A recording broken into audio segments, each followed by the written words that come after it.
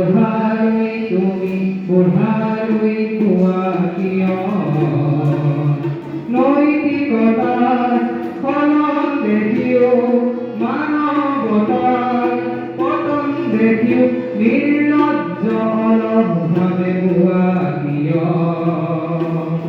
জ্ঞানবিহীন নিৰক্ষৰ সাহিত্যবিহীন নাগৰিকৰ তেনে শিথিল সমাজৰ কিয় অহস্ৰ ভাষাৰ উন্মাদনাৰ অভিজ্ঞতাৰে বংগমানৱক সবল সংগ্ৰামী আৰু অগ্ৰগামী কৰি নতুলা কিয় মুষ্টিমেয় অসংখ্য হাহাকাৰ শুনি নিশব্দে নীৰৱে বুঢ়ালৈ তুমি বুঢ়ালৈ কোৱা কিয়।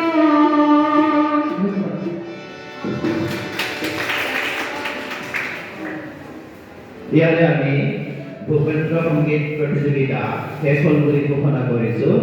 এইবাৰ আমি জ্যোতি সংগীত প্ৰতিযোগিতা আমি আৰম্ভ কৰিব লৈছোঁ।